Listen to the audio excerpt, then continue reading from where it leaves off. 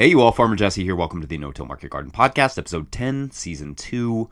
I have to say, I don't think that we could have possibly jammed more value into this episode if we tried.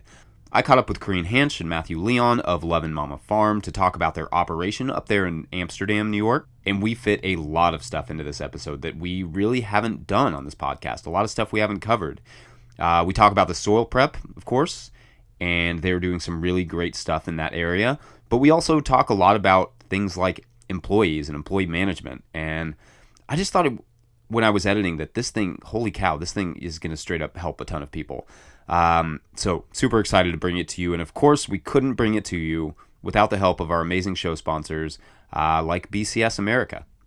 BCS two-wheel tractors are often referred to as the best tiller on earth, which makes sense given that the rear tine tiller is our most popular attachment.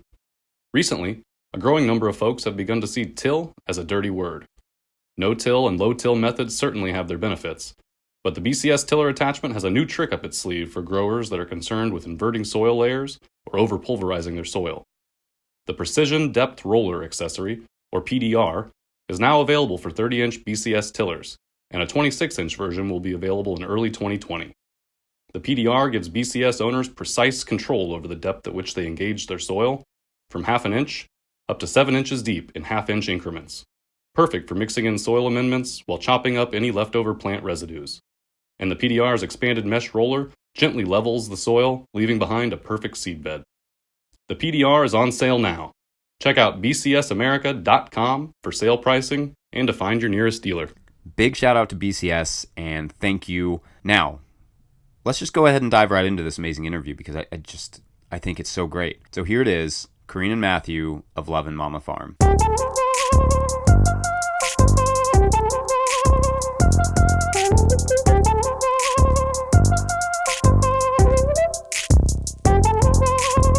Corrine Hanch, Matthew Leon, welcome to the podcast. Hey, thanks for having us. Yeah, thank you so much. Absolutely. Super excited to have you all on. I love to get an overview of the farm and, just kind of where you're located, the sort of acreage that you're working with there and that sort of good stuff. Okay. Well, we are in Amsterdam, New York. So we are outside of Albany, which is the capital of New York. We are farming we officially lease 10 acres. We're on Matt's dad's property. So the whole property is 120 acres and it's a nature preserve. It's got a conservation easement on it. And we have 10 acres of that total. And of that 10 acres, we're really only concentrating our farming on 3 acres right now. So we went out and walked the fields and counted up all our beds. We've got 97 beds in production, 100-foot beds, which when you crunch the numbers, it's kind of just under an acre, which we've been telling people all year we're growing on an acre and a half, but it's sometimes tricky to judge the size of the space. So I'd say about an acre and a half of production. We've got 3 high tunnels that are 100-footers, and then 2 little caterpillar tunnels, and a 30 by 50 propagation house where we do our microgreens and all our props. And what else? There's a few perennial beds on the side that we have some lilacs and different flowers. So we're working on perennial sections as well. And we have plans for more of that around the edges of the field as well. But mainly it's a 3-acre field that we transitioned from a meadow pretty much with some, tough perennial weeds and things into a really amazing space in 3 years. We moved back from California to my father's land here in upstate New York after losing a lease on our farm in California, and found a great home here and have made an amazing farm. And these no-till beds that we've been making one by one as we expand our 3-acre field have just begun to produce the most beautiful food we've ever grown.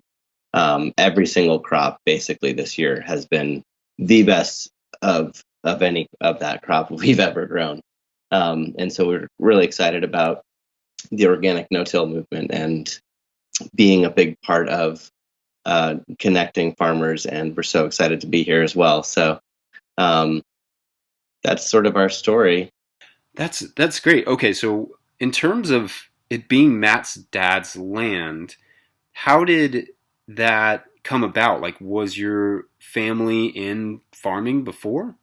No, the land has been out of farming production for years. My father never produced uh, farm crops up here. He did have a really nice garden, small garden, and he had for many years until we moved here. Now he's actually says, well, there's plenty of produce coming from the farm, so he doesn't do it anymore. But um, there was sharecropping done on the land early on when my father first received the land from his father in '72, and there were some corn crops being grown on most of the fields by a farmer just across the road, basically. So that had been done. I think they stopped doing that in the 80s. I think 86 or something like that. And it had been out of production for many years until my dad put the easement on the property and it became a nature preserve. And he started mowing different fields at different times, i.e., he would leave most fields uncut and mow one a year. And then there would be different stages of growth for the wildlife to have as much habitat as possible. And so basically, it's just been raw land, just fallow for quite a while. Okay. Yeah, that's great. So was where did farming come into the picture for you two? Did you, Corrine, have a background in agriculture at all, or was this something that kind of came later? Well, so Matthew grew up in New York City, and this property that we're on now was kind of their weekend getaway country home. So he did grow up gardening a little bit, and I grew up kind of total opposite in Northern California, pretty wild hill country, foothills of the Sierras. And my parents had a small market garden, about a quarter acre. So I grew up helping them in the garden, and I was always kind of like the lightning fast harvester. So we would pick raspberries and blackberries, and like even my parents couldn't keep up with me. So I always loved harvesting and grew up doing flowers with my mom. She's a florist, so we grew flowers and did flowers at a little farmer's market. Gosh, how I got into farming, that's such a big question. But so that background of, loving working with plants and being in the soil and gardening, and just that knowledge that you get, I think growing up with it, it's kind of second nature. A lot of it's really second nature for me.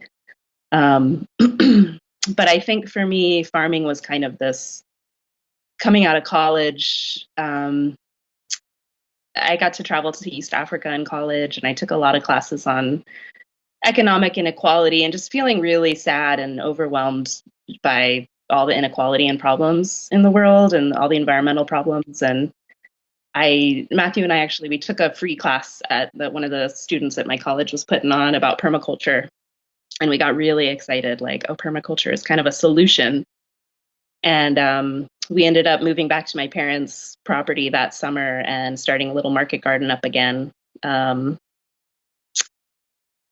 Matthew he caught the farming bug that summer. Don't you think? Oh, yeah. Yeah. Definitely. So it's kind of a long story, but he ended up, maybe, do you want to take this? Sure, I guess. So I had taken a leave of absence from the college I had been going to. I'd studied outdoor education, and I was an art major in Indiana at a small Quaker school. And then I sort of realized I didn't really know what I was, wanting to do with my life, and I decided to take some time off. And I met Corrine on the West Coast, and she was going to school there, like she said, and we saw that permaculture video. It sort of excited me as to the possibilities of growing food and, feeding people. And we did the market garden down, like she said, in California, and I decided to go back to school and study ecological agriculture at Evergreen State College up in Washington State. and started to get real booky on real nerdy on the whole farming thing.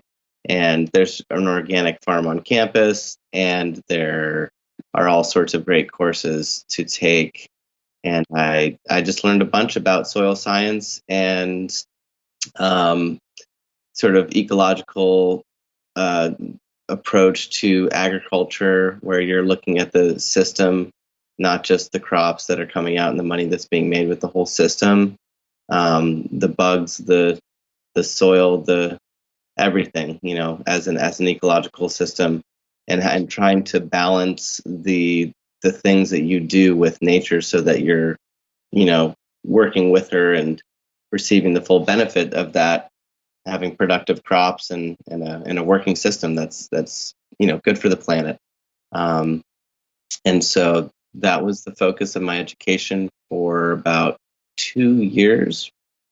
And then we decided to try to get into farming and do it ourselves up in California, and go south from Washington, where it was a little rainy and cold, and do some more summer crops.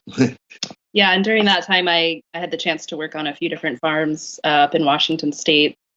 So definitely those were really valuable. That was a really valuable season or two that I spent on it was a lavender farm, and they did dried flowers and huge propagation nursery with edible and culinary and medicinal herbs.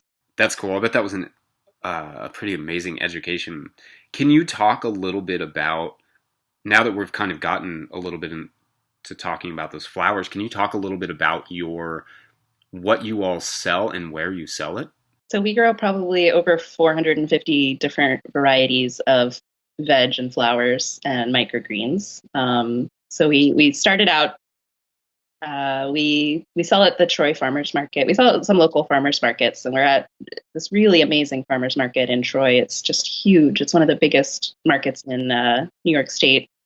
Really competitive to get into, and we got so lucky that the first year we moved here, they had a kind of random immediate opening in the middle of the season when they don't usually take applications. They had an opening for a microgreens grower. They had just lost a farm who was doing microgreens, and all the customers were asking for sprouts. So we were like, oh yeah, we can do that. So it was really the perfect start for our farm here after moving. We kind of took a transition year after moving cross country, and we just threw up a little PVC hoop house and started growing microgreens in there. That was the perfect start to getting our foot in the door in the farmers markets and the restaurants a little bit. And then the next year we started growing veg. And then the third year they allowed us to sell flowers. So those are kind of our big three specialties. Are you doing any sort of CSA or anything like that? Yeah, we do a really tiny CSA. We have like 6 members who come to the farm in Amsterdam to pick up. And then we do the friend of the farm card at the markets where people still pay up front. We give them a little bonus and then they debit off of that account. I think we had 14 of those friends of the farm. And that's just kind of helps us with cash flow in the spring. And they're our regular customers. We get to have a really good relationship with them. They're our mainstay customers, kind of. A lot of them have burned through their whole card really quickly this year, but they keep coming back and shopping from us. So yeah, I think that I haven't crunched the numbers this year, but last year it was 85% of our sales were at farmers market, and it was 5% CSA and 10% wholesale. In it's funny, the Friends of the Farm thing is cool. I've been talking with my buddy from Stonehouse Market Farm, Jackson, who helped me start No-Till Growers, about they just started selling market cards, and we've been thinking about that same thing in terms of using that to kind of perhaps slowly wean ourselves off the CSA in the spring.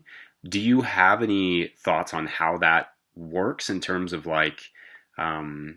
you said there were a lot of your regulars. Is it a pretty casual thing that you all do, or do you have a kind of a card system set up, or what does that look like? Oh my gosh, we're so crazy at market. But we just keep track on our phone at market on a note. And then we have a spreadsheet when we get home that we enter the total into, and it just deducts off of their total. And then when they're getting close to reaching the end, we just send them out an email, letting them know what their total is. But people really like it because it gives you so much more flexibility. Like for us, it's the same cost as our CSA, but we give them a 10% bonus on top of it. So they pay $550 up front, and then they get $605 on their account to debit off of. And it starts the day they pay. So if they buy their share in March, they're good to go that day. They don't have to wait till June until CSA season starts. They start that day, and it just expires at the end of the year. So we have some people who just fly through it, and then other people who, have to kind of work hard to finish it up by the end of the year. But we cap it we didn't make our goal was 25 people. We said 14, but we want to cap it off at, just because I guess that 10% bonus is kind of, if you get too high, that's kind of a lot of cash that you're losing out on. So for us, it's just kind of that we're really grateful to folks kind of investing in the farm in the spring when the cash flow is a little low. So it's really nice to have that boost in the spring to get things up and running. So that's kind of our vision with it. Yeah, that's cool. That's good to hear. Okay, so you all have talked about a lot of really cool things, and I kind of want to dive back into a couple of them. The move from California to New York, can you talk about some of the differences you noticed in farming in those two spots? I mean, I'm sure that there's climatic stuff. There was probably soil stuff. Can you talk about some of the big standouts there? Sure. Yeah. It's been surprisingly an easy move. We had a lot of comments about how tough it was going to be. Honestly, where we were in California was pretty far north. So it was inland Mendocino County, which is north of San Francisco, about 2.5, 3 hours. And it was inland enough that it was basically a desert. It's a Mediterranean climate where there's no humidity. And so at night, the temperatures drop to about 50 degrees, even if it was 100 or 100 plus during the day. And so we actually were dealing with a lot of difficulties growing peppers, tomatoes, all these classic summer things that we thought would be doing great down there just because of the cold nights. Their production was lower. We also, that's some talk about the climatic stuff. The soil there where we were in California was also really poor. It was very acid, and it had low boron and low phosphorus. There was some issues for sure, and we had a hard time getting it to produce any food at first. It was pretty scary. But we added a lot of cow manure and lime and a little bit of boron, and things produced. But we had to constantly add more because the soil was so really deficient. And so when we moved to New York, we found that the soil here is limestone parent material. It's a heavy clay. It's loamy though, but there's not much topsoil really. And it's pretty heavy clay down below. But there's plenty of water and it rains. So there's a lot of nice things about it. The humidity is also a lot higher, so you get higher nighttime temps and the ability to have, I think, way better production on a lot of summer crops. When you get above 96 degrees, most plants can't really photorespirate and actually grow. So, 111 is pretty hot, actually. Not to mention it's hard to work in for a redheaded, fair-skinned northerner. So, the move has been good in those ways. I feel like with a little bit of compost addition and some good fertilization, we've seen, like I said before, the best growth we've ever had in crops this year. I think the limestone parent material and the well-balanced sort of glacial nature of the soil here is really great. That's great. So talk a little bit about that transition in terms of what you did when you decided to break ground there. What did that process look like? I mean, I know you said you started with microgreens, but then in terms of breaking that garden open, what was that sort of process like? Well, like I said before, the meadow was pretty much grassy and other shrubs that had been mowed probably a couple years before. But there was a lot of grapevine and perennials rose bushes, perennials that have quite a tough woody root ball. And I had never, in my farming experience, learned how to plow. So I decided to get a two-bottom plow and plow the field, to really turn it over, get rid of some of these large root balls and clumps, and learn how to plow all in the same field swoop. So that's what I did, to about 3 acres of the field here, and that was quite an adventure. We got it done, and I planted a winter rye cover crop on the space before winter came, and it did grow. The grasses also came back, and the meadow kind of returned before long. However, the grapevines and the rose bushes were gone, so that did work. And then so I left a small amount of space, not in winter rye, so that I could just get beds prepped as soon as possible.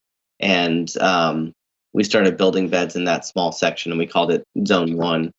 It's the first area that we started building beds. So, and then we got into finding local materials and compost and peat mosses, and there happens to be a peat bog across the Mohawk River from us that has a native peat material that we can get.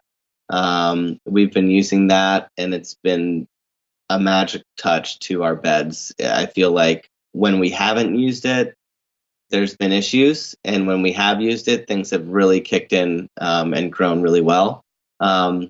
We mix it with some municipal compost that we get from the yard waste municipal operation there in Schenectady, and we mix that Schenectady compost with some peat that we actually import from Maine, so that we don't have to cut open a bunch of peat bags. We get just a big truckload from Maine.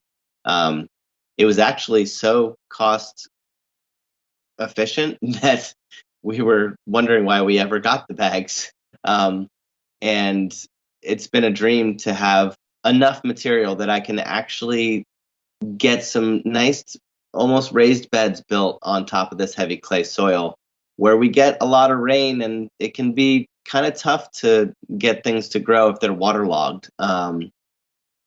So we've been doing straw between the beds and a 30-inch wide bed, top dressed with that mix that I said, and some composted chicken manure that's pelletized. This really nice mix of layer hen manure. It has high calcium and a 534, and it's been working great. I want to add that Matthew's kind of talking about, this is our 3rd season, so that's kind of what it has evolved to look like. When we were first plowing, when we first moved here, we weren't even decided that we were going to be no-till, because in California we were using a rototiller. So we're just, we were just a husband-wife team, 3 little kids. The tiller we were farming 4 acres there, and it was kind of like the tiller was how we were able, we thought at that point, how we were able to get it done. It was kind of that magic eraser that would just create, like, oh my gosh, we got a 1/3 of an acre prepped in 3 hours, and now we can go plant it all. So when we first moved here, we weren't totally decided if we were going to go no-till, but we knew that we had to change something, because the weed pressure at our old farm where we were using tillage just got so bad that we were losing entire crops to weeds, like our mesclun mix and our carrots, and even like peppers and onions. Oh my God. I mean, it was just really, really bad. It was just a carpet of pigweed in there. So we knew that we had to shift something. And so we decided, here we are, we have this transition year. We've got the microgreens that are kind of floating us. We were doing really well with the microgreens. So let's just go for it. Let's try to stop tilling. And so our first attempts, we didn't use any peat. The only compost we could get our hands on was this municipal compost. We thought moving to upstate New York, there'd be tons of cow manure around, but turns out all the farmers, they keep it liquid and they use it on their cornfields. So there was no cow manure to be found. And all we had was this yard waste compost, which is not really the highest quality compost. So and then our first beds, we didn't lay it down very thick. So we were just trying to kind of dig into the clay loam underneath with this literally thin layer of compost. And our first attempt was pretty sad. Like, I remember planting radishes that were just so horrible.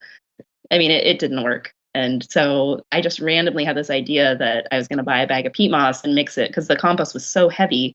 I think I wanted to direct seed something, and I was like, I can't direct seed into this yard waste compost. You can almost still see the wood chips in it. So I got a bag of peat moss and I started mixing it in a wheelbarrow. Tried to, build 100-foot bed with that. I was like, this is not going to work, but it looked beautiful. But Matthew was like, oh yeah, I can mix it with the tractor. And so then we decided to get a whole pallet of the peat moss and mix, more on the, mixing yards at a time rather than by the wheelbarrow. And so we started building, laying it down really thick. And by the end of the year, things were really transformed just by adding a thicker layer and using the peat moss. And the peat moss has really been just this, it's like the magic element to, you can tell beds that don't have enough peat, the tilth is just not there. So and then when we found this other peat moss, it's more of a wet peat moss that we get from a local bog. That's kind of the biology, the foundation that we use when we start a new bed. And we didn't really know we hadn't experimented with tarps when we first broke ground here, but we immediately got our first tarp and fell in love with it. So we use a lot of tarps at this point too. We have the silage tarps, and then we even just have the 4-foot wide landscape tarps that if we just need to do a single bed, or if we don't have time to straw a pathway of like a single row crop like cucurbits or tomatoes, we'll just throw down the weed cloth in there, and really love using tarps. Yeah, that's great. And when you say the weed cloth, you're just talking about the sort of woven landscape fabric? Yeah, we got like the cheapest one we could find, and it's lasted great. Yeah, really great. Yeah, that stuff can be super effective. I like the ability of just occultating one single bed at a time. That's a nice option to have. How are you all spreading that compost? I'd like to get a little bit into the bed prep, but how are you? How are you putting that down? Is it just wheelbarrows? No, we at first we were driving over the bed with our little Kubota tractor that is just wide enough between the tires to get over a bed, and we just shovel out of the bucket onto the bed, and so that way you can have a driver creeping along and hopefully 2 folks shoveling out of the bucket onto the bed.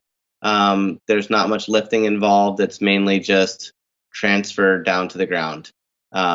So that's what we'll do with the pre-mixed, the stuff I mixed, the compost and peat. And although I've got to say, when you're building your beds for the first time, if you are willing to drive on your field perpendicular to the way the beds will go, one trick I've found is the first time I make beds, I use a tractor to do all the mixing, and then I carry in the material with the tractor bucket, and I come at the bed sideways, and so my bucket's like 5 feet wide, and that'll do 5 feet of bed right there. You drop a little windrow, a little pile, a long pile along the bed from the side, and you do that 2 beds at a time. That way you can reach both beds with the bucket, and then you prep those 2 beds, and then you do 2 more. So what we do is we sort of we'll occultate and take out all the weeds, and then we'll pull back the tarp and mark out where the beds are going to go with. I'll just use some flags to mark where the edge of the bed is. And then I'll come in from the side, like I said, with the tractor and throw down a fair amount of compost, quite a lot, so that you actually, once it's raked out and 30 inches wide, you're 3 or 4 inches above the native soil. That's what we're going for, and it's been a real success in the new opening of our new ground recently this year. We've had a lot of success with that tactic. Right. So that compaction that you kind of maybe get from going over it with the tractor a few times perpendicular, probably by the time that you're really getting plants going in there is going to start breaking up from plant roots and that sort of thing. Because like you said, you have 4 inches or so of compost right above that native soil. And then, so are you broad forking to do that, or are you just kind of letting that any sort of compaction in that field, or are you just kind of letting the plant roots do that work? Oh, at this point, we're letting the plant roots do the work unless we're going to plant carrots or something. And so we're real particular about broad forking our carrot beds or any other deep-rooted veggies. Oh, okay. That's interesting. I kind of, on our soil, I've noticed a little bit of a difference with broad forking in terms of the carrot production, but I've noticed a bigger difference with broad forking in terms of carrot harvest. Is there a reason that you all do it, that you're particular about the broad fork on the carrot beds? Well, with the heavy clay soil, it's just we had a lot of carrots that wound up short, and we wanted longer carrots. So. Oh, sure. Well, that makes sense. I guess I don't have clay soil, so I have to take that into consideration. Okay, so now you have these beds set up.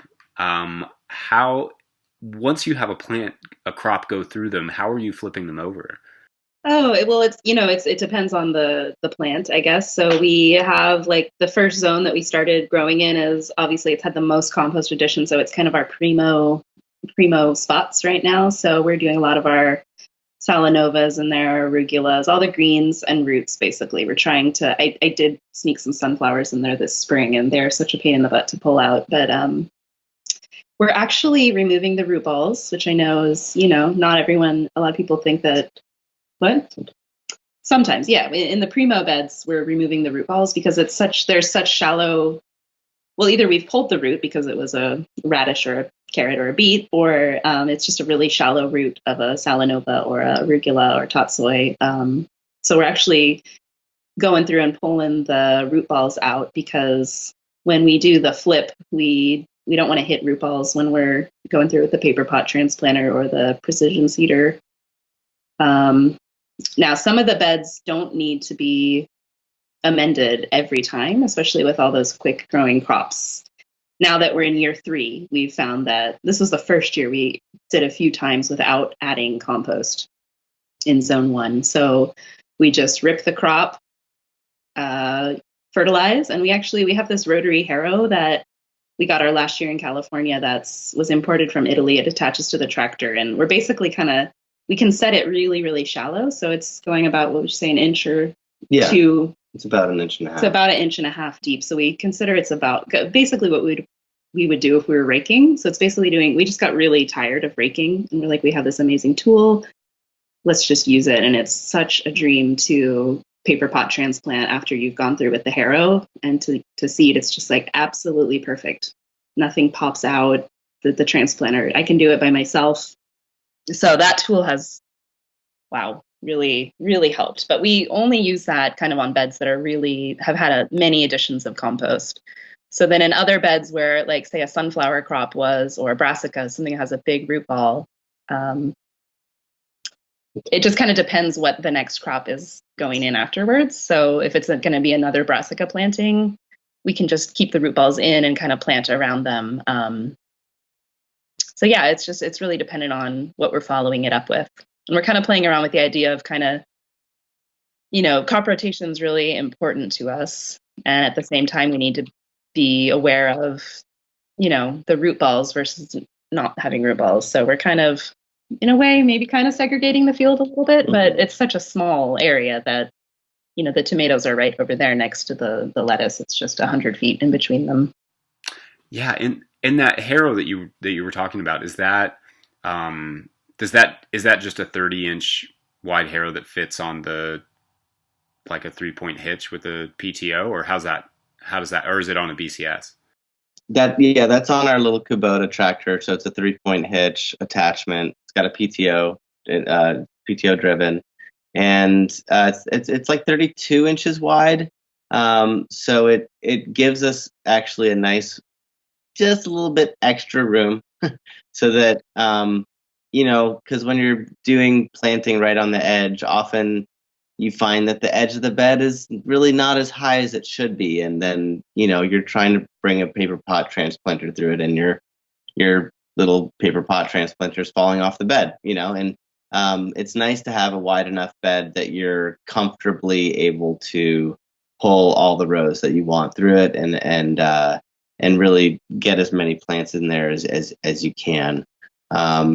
So yeah, it's built by Moratori. It's an Italian company, and it's a 32-inch wide rotary harrow, and it's got a seedbed roller on the back of it. So it's kind of nice because a lot like the BCS ones, it's got that seedbed roller, and like Corrine said, we barely have to rake.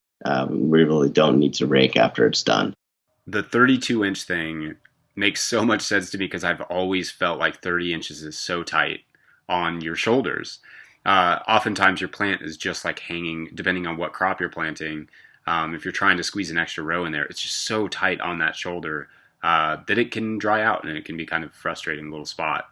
Um, and then the whole rake thing, like that, I think there is this sort of this feeling of a rake being better than some small amount of mechanization, but I don't know. I mean, the rake goes pretty deep for us sometimes, and I'm like, this is really just as bad, just as deep, just as much disturbance as anytime I've used our power harrow, which we don't use anymore. But anytime I've used it, it's gone just, I mean, easily less deep and more consistently less deep than the rake. So it's, yeah, just like a nod to that anti-dogma thing, which I think is important for saving our backs and and still treating the soil well. Hey, you all, real quick, we had our Frith Farm no-till intensive here in Kentucky this week, and this was the first of our no-till growers events, and it was awesome. People came from all over to hear about Daniel's system, and I mean that. Tennessee, Texas, North and South Carolina, California, Maryland, Michigan. It was unbelievable, and Daniel was incredible. If you haven't heard the Daniel Mays episode of this podcast, it's the very first one we did in season 1, and it's just really great. Super inspiring stuff. And I think we've also found our model for events. It's this sort of value-packed event. And the good news is we have another one coming up in February. But this one will be in San Diego with Jared Smith of Jared's Real Food and Stephen Cornett of Nature's Always Right. It will be a one-day intensive. There will be a deep dive into Jared's sort of large-scale lasagna-style gardening techniques, a tour around the plot that he is setting up at the venue. Then we'll eat some tacos, leave plenty of time for discussion. Then in the afternoon, more no-till nerdery with Stephen Cornett and myself. So check that out at no-tillgrowers.com under the events tab, EVENTS, no-tillgrowers.com/events. Discounts, as always, to Patreon members at patreon.com/farmerjesse, Patreon. All right, back to the interview. Labor. What are you all doing in terms of labor? Is it just you two still? No, last year we had a part-time guy, retired guy, who was just an angel of an employee. But this year we had a total of 5 people. Not everybody, I think only one person was full-time. Everyone else was kind of part-time, but oh my goodness, completely transformed the farm having help this year. It was really scary at first to see the payroll going out, but I would start to panic sometimes when we had 5 people there. I was like, oh my God, it's like so much money per hour that we're paying. But things actually get done. And we were actually able to keep up with so many of our planting goals and definitely seeing those results at market, being consistent with radishes and head lettuce and, a lot of those, what am I forgetting? All those crops that just bring The dill, the cash flow in. Yeah, the dill, the cilantro, those weekly plantings that are just so exhausting and relentless. To have help with the bed flip and just letting Matthew and I focus more on the things that really only we can do. Like I do all the seeding in the propagation house, and I'm not really ready to pass that one off yet. And he's able to do so many infrastructure projects and a lot of the management of the beds and the irrigation, and having the extra hands to kind of be the ones ripping things out and helping with the harvest, and just complete transformation for the farm. So yeah, if you're thinking about hiring help, like do it. It's been so great. I mean, yeah, it's also been tough to make sure that everything's getting done right. And so we've found that, of course, you're stepping into a manager role unless you have skilled help. And it does take quite a lot of your time to train them. So, you have to be realistic with that one and be ready for the fact that you can't just say, hey, go out and pick radishes. No, you have to go out with them. You have to show them how to pick them. You got to do every little thing to help them get comfortable with the job. And then you might be able to slip away a little bit. But really, it's going to be training. And so if you're hiring help, make sure that you're hiring people that are going to stick with it, have some interest in farming, are athletic or strong in some way, and are they have some grit. They're ready to work all day. It takes a certain type of person. Make sure you find the right ones, and then make sure they're going to stick, because you're going to train them to get anything done on your farm. You're going to have to train them. And that's time. And you want that to be efficient in the long run, so that you want them to train as few employees as possible. Yeah, that's great.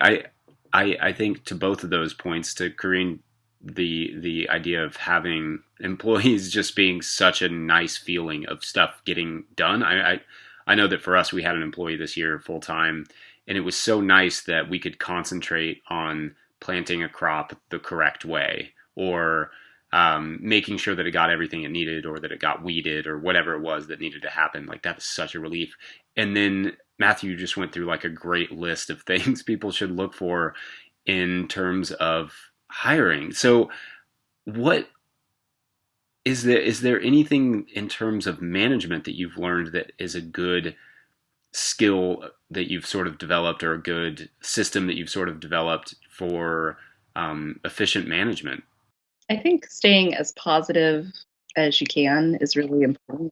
On harvest days, I tend to get really stressed. We pull 18-hour days usually on Fridays, and I'm just working a mile a minute, and I can get frustrated really easily if I see other people not moving a mile a minute. So I have to take a deep breath, and instead of saying you're not going fast enough, trying to find a positive tip to give, working side by side with people for a minute. And we also figured out that rather than in the beginning, we were kind of like getting somebody set up with something, and then we'd go and do the more skilled harvest. And then we realized that we needed to stick together more. So we kind of try to mob things. So we all go out together, and then we're there able to work with people and show them exactly how to harvest a leek, or exactly how to bundle kale. And it all gets done a little more quickly. Maybe not, I don't know if it happens more quickly, but at least we're kind of training and getting things done at the same time. So that's one thing. Basically, with the help thing, it's, you have to be aware of the fact that when they come, they really don't know what you know. You've been out there for years, hopefully, learning how to farm, and you've learned a lot in that time. And sometimes you go out there and you forget that you've done a lot of learning, and you kind of have to go back in time and remember what it was like before you farmed, to put yourself in their shoes and really realize that they're quite nervous. They have no idea what to do, half the time, if not more. So like Corrine said, that positive note is really important because they could be slightly stressed, and it's a lot of pressure. We're moving a mile a minute because we know what to do. If you don't know what to do, you're going to be slow, obviously, because you don't know what to do. So really taking that time to step into their shoes and remember all those little tricks that you learned over the years, and learn how to put them into words, in a nice way, so that it's can be taken by your employee and used to benefit the efficiency of your farm, which is really the true focus. Is okay. Yeah, you're still learning about which leaves to put in the bunch and which leaves to drop. But that's okay. The leaves are a little holy this week in our bunches, and next week I'm going to have to work on that with you. So it really comes down to putting into words all those little tricks you've figured out over all those years that you've done. And really, as a manager, I was going to say too, you need to have done the work to have learned the way to do it. And it takes time to develop that skill set, because then you're going to have to know real well when you're teaching other people. It makes me think about how one of my winter goals is to work on. It's probably going to be a never-ending project, but to work on a standard of practice book. Just starting to go through every single little task, but especially with harvest day. But I think everything, even how to transplant Salanova, or which size paper pot to use. I want to get to the point where I can pass more and more off. So I think having a book that has everything written down with all the details, then it's just, there's so many. Sometimes one of my employees, I will sometimes just rattle off this long list of things, and he's like, one thing at a time. It's a good reminder that I'm juggling a million things in my head, and I can't expect other people to do that. That's the job of the manager, and that's okay. And so I really want to create a standard of practice book that people can just be like, okay, so she said I need to transplant arugula. Like, how do I do that? And then they can go look it up. Yeah, that's great. I have my one thing that I think about with employees. And something I learned, I don't know, just as an employee and as a manager over years and various things that I've done, but is just instilling in our workers this idea of asking a lot of questions, which I think is like one of the best ways of managing somebody, is teaching them to stop what they're doing if they have a question at all and come to find you, even if it's less efficient. That it often adds, it often saves a misplanted crop, or something being planted in the wrong spot or something to that effect. But it's so great also to have those standards of practice, just because we don't, and I feel that a lot when I'm trying to explain how to do something. And it's probably also because I sometimes want to do things different depending on what's happening. But yeah, ultimately, if there's ever a mistake that happens with an employee, it's generally our fault. Like, I try to take as much responsibility for, oh, I didn't tell you how to do that, or, so I'm hoping that the standard of practice can kind of help fill that gap of having to run out and find me, or I didn't know how to do it. There's the book. Well, it's tough too to make a standard of practice for something like farming, where depending on the age of the radish crop, you either have to de-leaf the yellow leaves or not. And some days we go out and we pick the radishes and bunch them in the field, but some days we just rip them out and toss them in a bin and deal with it later, because we're pinched on time that day. So there's a lot of details that really, it's not the same every time. So that complicates things a lot. Yeah, there's a ton of nuance to farming. That's where my brain bogs down in terms of thinking about standardizing something. But I think it can also be done to an extent. I had an inspired moment the other day thinking about this topic, because I feel like Now, as a side tangent, our beds are more productive, so we're getting bigger plants, and I'm feeling like we need to space things even farther apart than we used to, really, because they're so abundant. That there's the need for more space, and along with that, you get faster growth when things are spaced correctly. They can actually really grow as fast as they can, not being crowded for space. Um, and it's kind of easier to pick crops that are spaced, a little bit farther apart so they don't get tangled up together when you're harvesting, and that things are sort of easy to see and easy to do.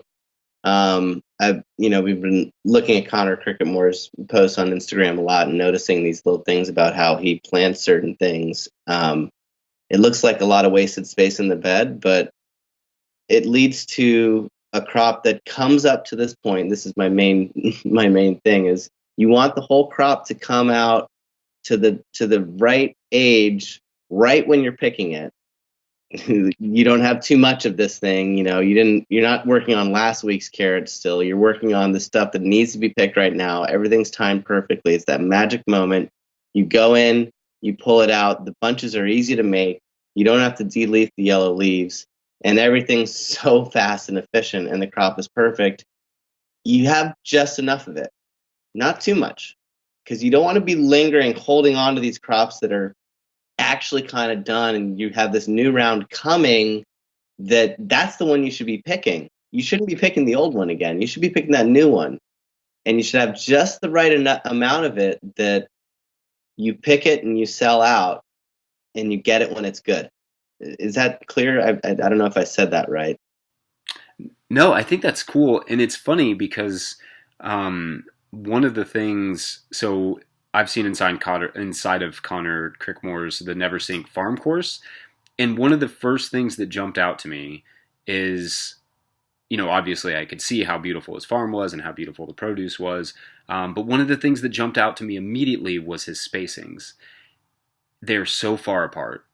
And even the recommendations that came with the gritter, I was surprised to see chard, for example, and I'm just making this up, I could be wrong, something like 20 on the 2x, so it's something closer to 20 inches than it would be like what I would be planting it more like 12 or 14 inches apart. And I was just surprised to see this, and I think tomatoes were at like 18 inches apart in his tunnels. Then I was just surprised to see like that sort of spacing, but maybe it's kind of what you're talking about. Yeah, I mean, I think so. I haven't talked to him about it.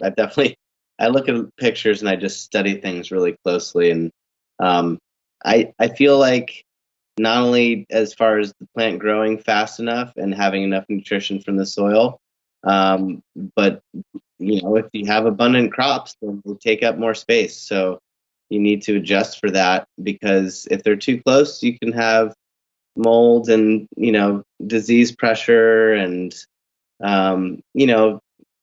it's just not as easy to work, and that's a lot. Being easy to work, that's a big part of the deal. It needs to be easy to get in there and pick something.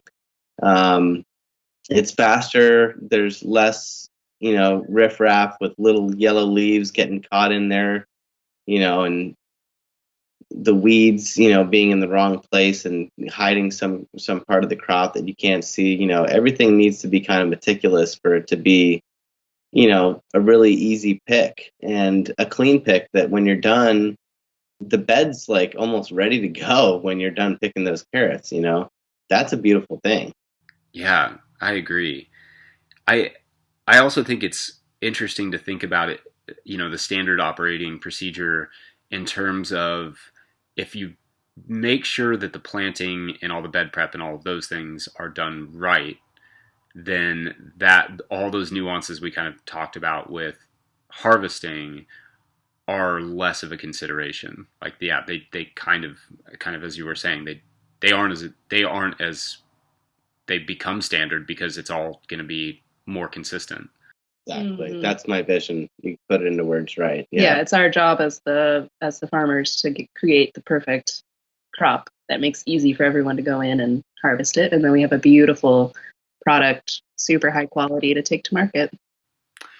And okay, so one thing I want to stick on labor because this isn't something we've talked about a lot. um, on the podcast, and I think it's really interesting and something that people are going to be really interested in, because as we grow, we need a little bit more help, and a lot of people are going to want to learn to farm like this. Mm-hmm. So my question is, are you all going year round? In terms of, are you going year round as growers, and then are you going year round with employees? Well, we don't really know yet. We definitely want to keep our crew on through Christmas. We do markets through Christmas, and then we take January off. We're kind of playing. I'm playing around with, I don't know, maybe taking part of February off, because when we take January off market, we don't really get any time off growing, because the microgreen growth, we grow them in our high tunnel, so we minimally heat to like 45, 40 degrees, as low as we can get away with. And they grow really slow. It takes about 4 to 6 weeks in the winter. So I don't really ever get a break from the farming. So I'm thinking if we can take actually the month of January really truly off, get back in February and start planting, be back to market in March. So anyways, I'm not sure about that one yet. So I don't think, we also have a lot of winter projects, shelves, and the upstairs of our packing shed is supposed to be a whole dried flower studio. And we're still, it's year 3 on the farm. So there's just so much infrastructure that still needs to happen. So whatever we can get done in the winter is great. So we have warned our employees that January is definitely off, probably February too. By the time March hits, I mean, the high tunnels are really producing again. So it'd be great to have harvest help again in March. And it's, like I said, it feels scary to have that overhead of employees, but it helps you scale up to a point where you actually have enough. It's increasing your production enough that it makes sense to keep them around. And one little perk that we're trying is every year someone comes back, we're giving them $1 raise. So we really want to try to get to a living wage for our employees. We really want to value their commitment to coming back. But I think they all know that there's going to be a few months off. So we'll see if we get them back or not. Yeah, I mean, I think that we have so many things to do in the winter as far as infrastructure right now that I'm dreaming of having folks with us, as much as possible. Because when it comes into spring, all of a sudden it hits so fast. 1 second you're snowed in and you're sleeping all day, and the next it's spring and you miss the planting.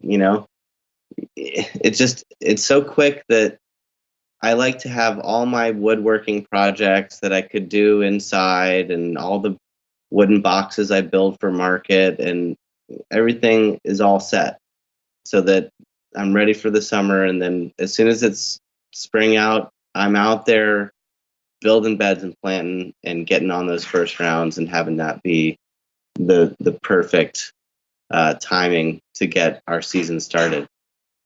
And one thing we're hoping for this fall is to get as many beds prepped as we can in the fall, so that as soon as the thaw comes, we can just go right into them and they're ready to go, which there's no way we could do that without help. Yeah. And just thinking kind of what Matthew was saying about, having all these projects, I was thinking about that during the summer, having all this help and getting all the plants in the ground and harvested and everything, and getting excited for all the projects in the winter and realizing like, oh, I didn't set this up so that I'm going to have anybody to be able to help me all winter. So that is something I'm thinking about now for next year is, trying to extend the employment season possibly to a full-time year-round consistent thing so that we have a little help, not just for the growing, but also for the building and recovery in the fall and winter. Yeah, I feel like that's the real trick to getting successful seasons is starting out right and keeping that pace and keeping that consistency. Because when you come out of the gate and you're just kind of not focused and because you didn't get some stuff done, it doesn't come out well. Yeah, you feel that's so true. You feel very behind. I think about this I was just talking about this recently about capitalization and being undercapitalized in the beginning, and how it does feel over time that you're kind of always at that stage of some piece of infrastructure didn't quite get built to the way you need it for the season, and you just never quite get to it. And then you never get to it in the next fall because other things take precedent. It's just, that can be a really frustrating place to be in. So much so that it makes me think like at some point having that on a priority list of one of your years, getting to the point when you can tackle the vast majority of projects you need to every season, that being like whatever that takes labor wise. Yeah. And I think what Corrine mentioned about, really going out in the fall and ripping out all this stuff that's done and having these beds that are pretty much ready, like that's really wise, because the more you do of that, the more easy it is to pull the trigger and really get all those plants out there in the spring, when your greenhouse is just busting at the seams, ready to spread out. Yeah, absolutely. Hey, you all, one last interruption from me. Just want to give a big shout out to everyone who participated in the Rad Hatter deal over at patreon.com/farmerjesse and snagged a hat. And then everyone else who just supported us. We quite literally could not do this without you. This podcast, no-tillgrowers.com, the videos, none of it. We are sold out of those hats, and that is awesome. But there is still bonus material over there, discounts to events. You get to ask questions of patrons. You get first dibs on anything that we put up there. So go check that out, because also at a certain level, you get a shout out on the show. So big shout outs this week to Tiffany Jackson, Dawson Mahalko, Richard Perkins, J.M. Fortier, Weaver Akers, Benson Morris, Isaac Buells, Jeff Hayes, C. Mac Small, T. Eloise Stevens, Joseph Battistella, Ethan Croft, Richard Otley, Jay McCombs, Andrew Meehan, Farmer Aiden, Keith McNeil, R.J. Ewing, Patrick Brown, Ashley K., Christopher Brown, Joe Brumley, David Williams, Dakota S. Jernigan, Sam Bender, Stone Meadow Gardens, Seth Stallings, Jason Hinks, Jordan Percival, Dan Stone, Matt, William Brophy, and Stephen Hendershot. Thank you all so much for your support. We will have a big list again next week, because this has just been an amazing month for us, and so many more cool things are going to come out of it. So we really appreciate it. All right, back to the interview. So kind of in that vein, let's talk about, I've been asking this question a little bit lately, and I kind of think it'll stick around for a little while, but is there anything that you're excited about changing for next year that maybe, needed some work this year, but something that you're really wanting to focus on going into the spring? Well, I was going to say too, this whole year, we've had a lot of big leaps. We got the paper pot transplanter. We also got a big van for more production and filled it up quick. But mainly the paper pot transplanter has changed our farm in a lot of ways and made it so that we can get crops in from the greenhouse to the bed in such less time that it's really transformed our lives. And at the same time, it was our first year with it, so we were still learning a lot about how to work with it and how to prep the beds for it correctly so that we get good results that are easy to plant and come out well planted. Because actually, when the paper pot transplanter was hitting root balls and hitting spots that didn't get worked enough with the hula hoe or whatever, suddenly you hit a bump, and then you have all this chain of paper pots that's not in the ground. They're kind of out. And if you don't go back and try to shove soil around them, which is actually kind of tricky, because if you tug on one part of the chain, the rest of the chain moves. It's kind of a big headache if you don't have the right bed prepped in the right way. So, really honing in on how to prep that bed correctly so that we get really fast planting days where, because so many days this year I've been ready to plant a bed, but I still am prepping the bed with the crew until 4 o'clock, and then they go home and we're stuck planting the bed after that, which is when we should be making dinner, So getting things timed right so that we don't come into situations like that, and the beds are ready, they're getting planted, and everybody goes home and we're done. Yeah, that's great, and I'm going to put that question to you in a second, Corrine. But did you say earlier? And apologies if I missed it, but in terms of removing the paper chains, are you removing them, and how are you doing that? Well, we in general will take like a wheel hoe to the like Salanova crops, and I mean the paper chain for some crops, it seems to kind of basically be not there after the beets are coming in. It's like maybe it broke apart and there's a little bit of paper or something. But with the longer season crops that we're doing with the paper pot transplanter, I feel like the paper doesn't really end up in the way.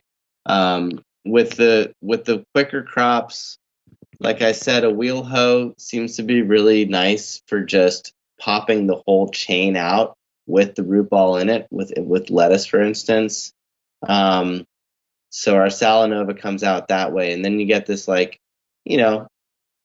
chain with the root balls in it that comes into the compost and just gets put in the pile. Okay. Now, Corrine, was there anything that you're interested in really dialing in or changing or working on for next season? I think for me, it's flowers.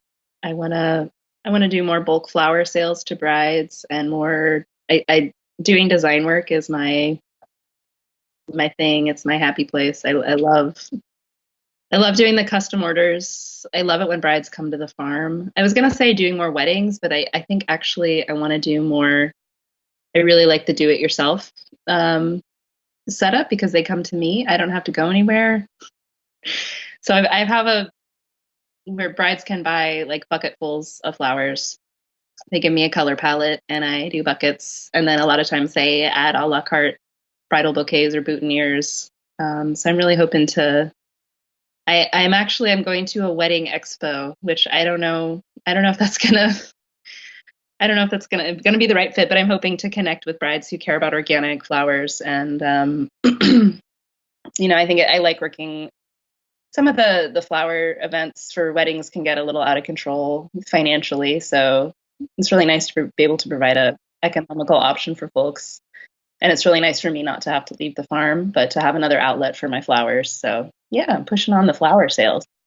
Yeah, that's great. We didn't really talk about flowers, but I love that because I've learned this year a little bit just about in terms of those sort of wedding flowers that there is a lot more interest in having local flowers, and that one of the kind of classic things that people say about that is that it can be really difficult to work with weddings because people have a very specific thing that they want. But this is kind of what you're describing is really attractive. Like that's a really interesting way to sell flowers to weddings, to brides, etc.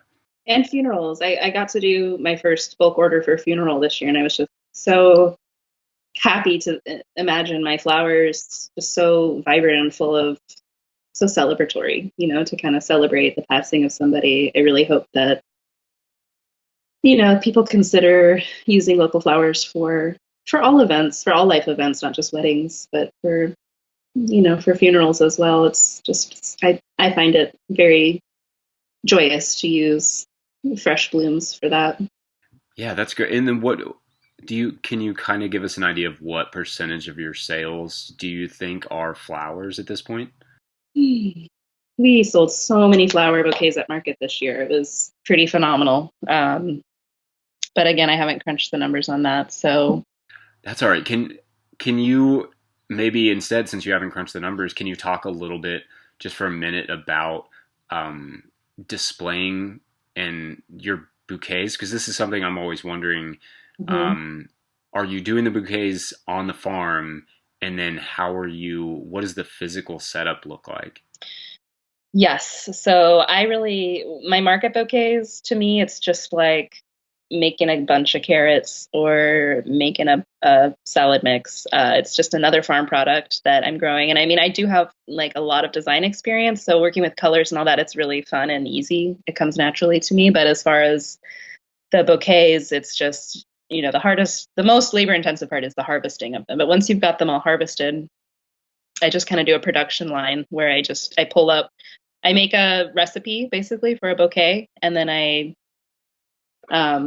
just pull out entire bucketfuls, put them on the table in giant piles, and just walk down. And I can make a bouquet in like 30 seconds. And then we wrap them. The wrap is just essential. It just sells them. And we just use craft paper folded in half. And we use a little label with our farm name on there and a website. And I've gotten a lot of inquiries, just people picking up a bouquet and then asking about weddings. So it's a really great way to promote that side of the business. And we price them pretty affordable. So it's just a really easy at the farmer's market, it's a lot of it is just like walking around with your bouquet of flowers. And I try to make it really easy for people to just grab a bouquet and go. Did you want to talk about the setup at market? Yeah, I was going to say we have some really nice tables that are really low. They're like, I don't know, 2 feet wide, maybe 4 feet long, and they're like folding tables that have a really low setting, so that the buckets are low enough that you can actually see down and see the flower bouquet shining up at you, with the paper wrapping around it. It's amazing to see Corrine working with the bouquets, and she'll take buckets of bouquets that aren't wrapped, and then we'll wrap them. And it's amazing how the wrapping, I at first wasn't convinced, but I'm now convinced that wrapping the bouquets is the way to go. They don't get tangled, they're better protected, and if you wrap it right, I think they sell better, and you get more recognition with your tag, with your label on there. And you can give little helpful tips like change your water daily, so people get better results with their flowers. Nice. And then where are you getting that craft paper? Are you just going down to like a craft store and getting it, or is there a special place that you get flower craft paper? It's just regular craft paper. We use the heavier weight. I think it's the 50 pound. We got it through Uline, but I just don't like using Uline. So we found some other source online. No, we're ordering it online. And it comes pre-cut. It's like the 18-inch by 24-inch. And then we actually cut them in half and then fold them either in third. It just depends on, like, when I'm wrapping sunflowers, they're a lot bigger heads, so I don't necessarily fold it down, but it just gives me the flexibility to kind of custom wrap each bouquet. I do a lot of straight bunches too. So a straight bunch is just zinnias or just dahlias or just sunflowers. I grew all these different colored sunflowers. So I had kind of like rainbow bouquets of sunflowers with the purple, the red, the white, the yellow, the bicolor plum one. Those were really, really popular this summer. I mean, sunflowers are just a classic market flower to grow. To give you some idea too, at the market, like, on our best days, we've made $5,000 or so at this 1 5-hour market, and probably about $1,000 of that is flowers. Yes, I was going to say it's about a fifth of our income at market on a peak of summer. Wow, that's great. It's funny because in some ways I would have guessed that it would have been, I don't know, 30% or maybe 40%. But to make that's an impressive thing. 4,000 in veg. Yeah. Primarily veg, right? You're not selling. Nope. Microgreens and veg. Microgreens and veg. Yeah. That's great. That's really cool to hear. Well, I like ending on that really nerdy note. So Matthew and Corrine, thank you so much for joining me. Thank you so much for having us. Yeah, it's an honor to speak with another farmer and to send out all the love to all the farmers out there who are trying to do our bit to save the planet and grow good food. So thank you, Jesse. Absolutely.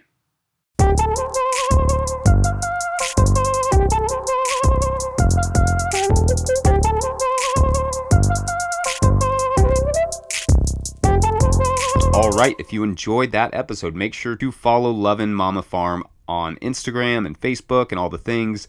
Check out their website. We will put all the links in the show notes at no-tillgrowers.com or wherever you're getting this podcast. Speaking of, make sure you subscribe to this podcast wherever you're getting it. I would hate for you to miss an episode.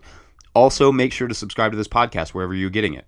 Yeah, I just said it twice. You can also leave a review. That would be cool too. If you really appreciate our work and want to see it continue, please consider signing up to be a patron at patreon.com/farmerjesse. It's like $2 a month, $5, whatever you can afford. We appreciate it. Keeps us going. Other than that, you all, thank you for listening. We'll see you next week. Bye. Matt, you don't have a headset on right now, right? No, I'm trying to make it so they fit better. I'm cutting the edge of one. So that He's whittling it down. Nice. I think if they just get in there better, and this is really not taking much time. So let me see what this does. I love your podcast, by the way, Jesse. Thank you for all that you're doing, and I've listened to like almost every single one. Oh, that's awesome to hear. That's so great to hear. No, I appreciate that.